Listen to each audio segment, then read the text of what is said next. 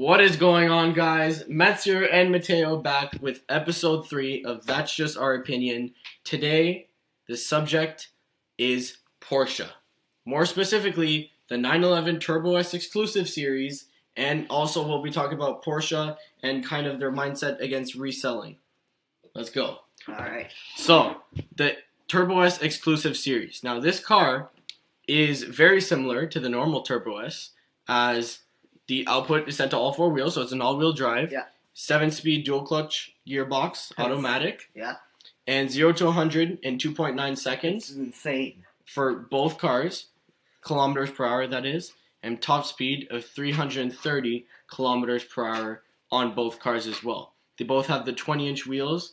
They're central locked. Looks so cool. With the Porsche logo in the middle there. Yeah. And then the 3.8 liter bi-turbo flat six engine. So, what's different about this exclusive series? The exclusive series is producing 607 horsepower to the engine. This is 27 horsepower more than the normal Turbo S, and it's a very limited car. There's only 500 models. Now, the exterior of this car, this is where it's really different. We have the roof and the side skirts that are made of carbon fiber, and then we have the back. So the Turbo Aero kit has carbon fiber, and the new carbon fiber ram air scoop, and the stainless steel exhaust system are gonna sound so good. Which probably will sound amazing. We got a pair of twin tailpipes finished in black, and the front wings of this Porsche have the Porsche exclusive manufacturer plates, and the door entry guards, so when you come into the Porsche, are illuminated, and it's a exclusive series. And there's the on the interior, 18-way adjustable sports seats. Not an optional 8-way. Not an option. Like the Lexus. This is 18-way adjustable seats made with 2 layers of perforated leather. So the black leather interior with the Turbo S stitching on the headrest. What colors can you get? Is it just black? Black? On the inside? Yeah, inside is just black. Gold. And then we have the Alcantara roof lining, and those have 2 stripes on the top too. The passenger side has the limited edition 1 of 5 or whatever 500 numbering. Yeah. Now, for the pricing, the exclusive series is $293,800. This is Canadian prices, compared to the Turbo S, which is only $217,200. Now, the exclusive series, you have the option of having the watch, the Porsche design chronograph, for $16,000. Or luggage set. Or the luggage set. For $8,000. $8,000. Now, crazy. Both the chronograph, the watch, and the luggage set are also 1 of 500, just like the car, which might be able to explain the high prices. So, let's start it out. $327,000 just with the watch and the luggage set. Now, Matteo, what are your thoughts on this car as a whole? I think this car, I love the Turbo S. It's an amazing car. For the performance, $217,000. Even used ones for $180 are unbelievably great value. But $300,000. If you're getting the watch and luggage set, yeah. It's almost $300,000 without that. Yeah. But I couldn't see myself spending $300,000 on a Porsche Turbo that looks a little bit different, but nobody really knows unless you're a car person. Yeah. Yeah, I think it's great, but I think I'd rather get a used Turbo S, save $100,000, and then I can buy another car. Yeah. I think this is definitely the more collector edition of the Turbo S. This is for someone who's like, they're in love with their Turbo S, and they kind of want to have that cool factor of the Turbo S, which would be the exclusive series. And it really is. It's not that huge of a bump in terms of performance. We did, like I mentioned before, 607 horsepower, which is 27 horsepower more than the Turbo S. But again, this horsepower is mainly to compensate for all the added, leather and all the added things to the car, which is evident when, the 0 to 100 is the same. And it's the same top speed. But for an extra $80,000, this should be a completely different beast. Yeah. From the Turbo S. That's my problem. Like 27 horsepower doesn't really do anything. They should have went to like a milestone, like 650, like so that they compete with the 650S. Yeah. Or 700. Yeah. If they could have, I don't know. Yeah. So again, this is very limited. 500 units.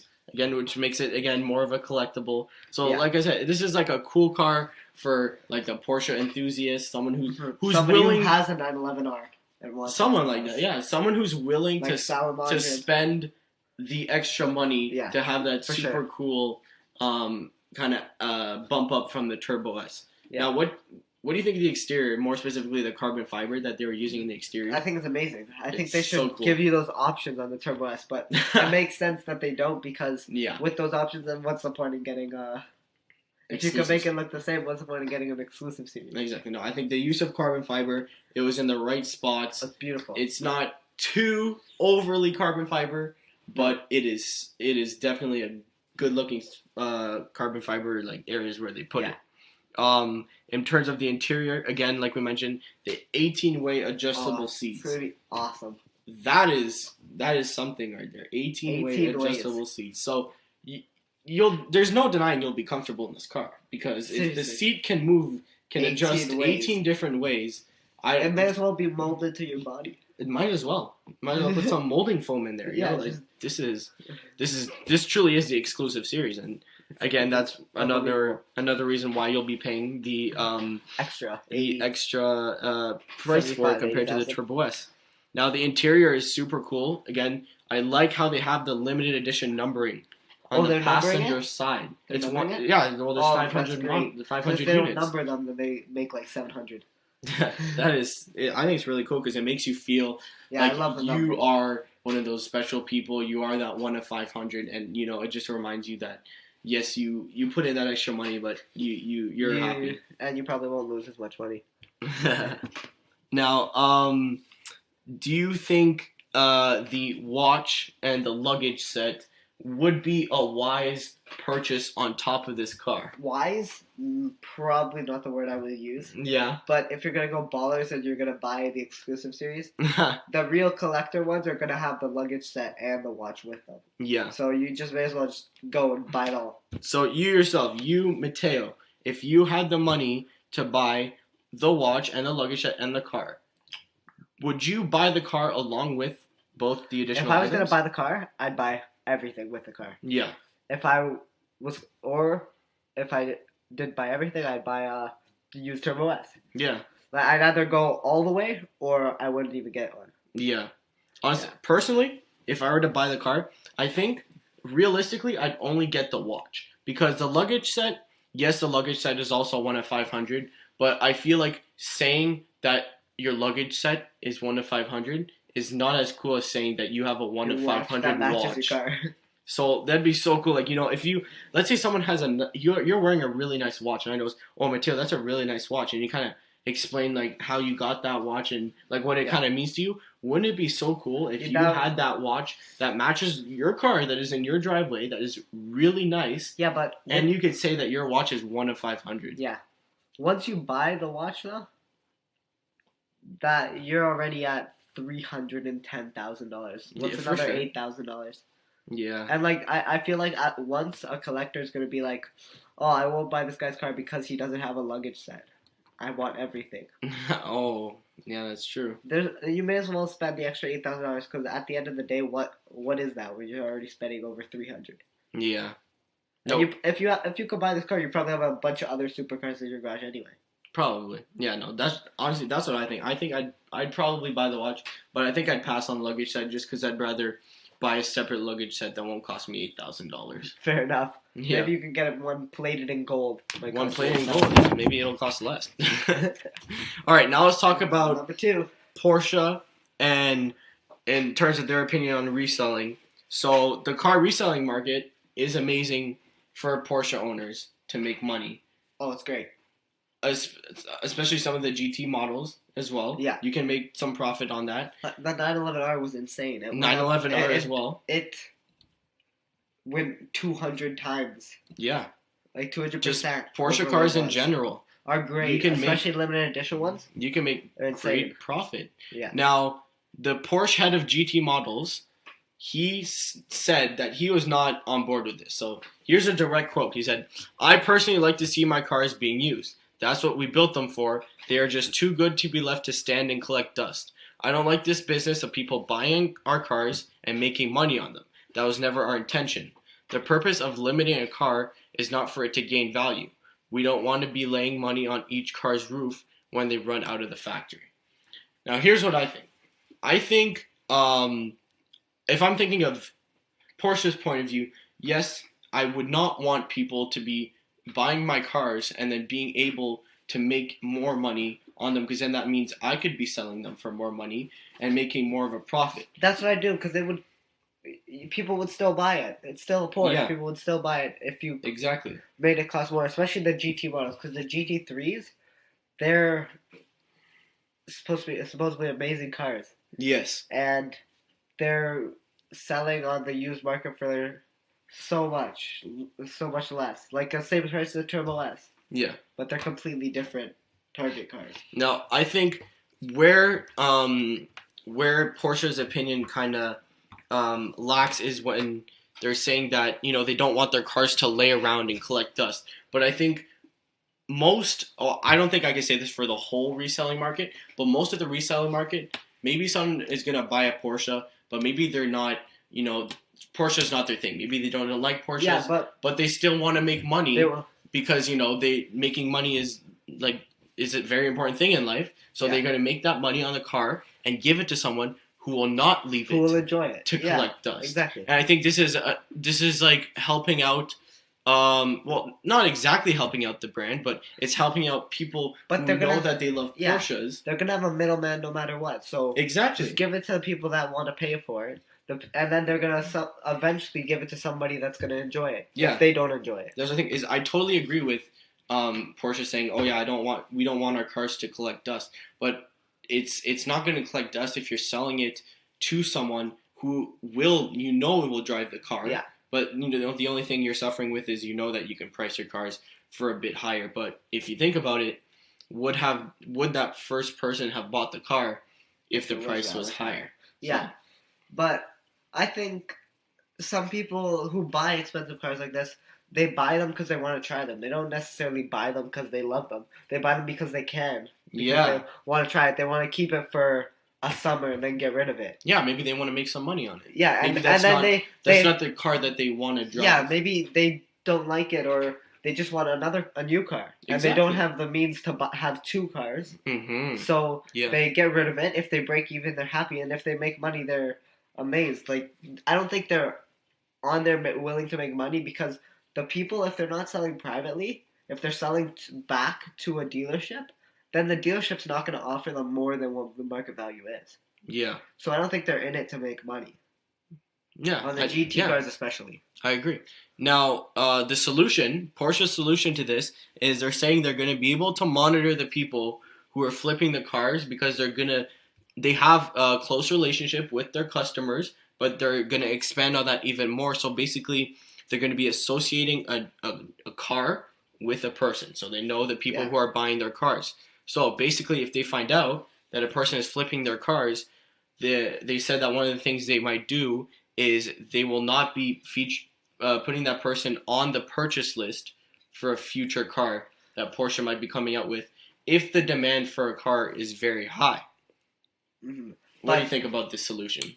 I think that if they are going to associate a name with every car, they're going to end up kicking a bunch of people out of being able to buy a car. And they're going to have nobody left to buy a car, because the people that want to try it, then get rid of it, are going to be off the list. They'll be fine with it, because maybe they didn't like it, or maybe they're going to try something new for the next 5 years anyway.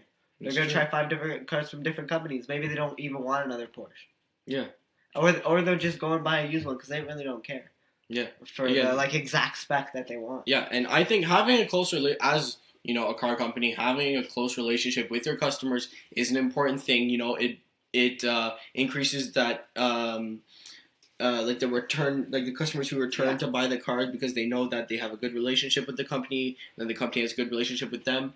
But I think, like we were saying before, maybe these people that they have relationships with are not the Porsche enthusiasts out there that are wanting to buy their cars, and that's why they're selling them, because they just want to make money, and maybe they're going to buy more Porsches to make even more money. But having a relationship with the people that keep coming back means that they keep selling their other cars. Exactly. So if you want them to keep coming back, they're not just going to buy and fill their garage up, and somehow you don't want them sitting there for forever. If they have a ton of cars that they keep buying from you, they're going to sit there no matter what.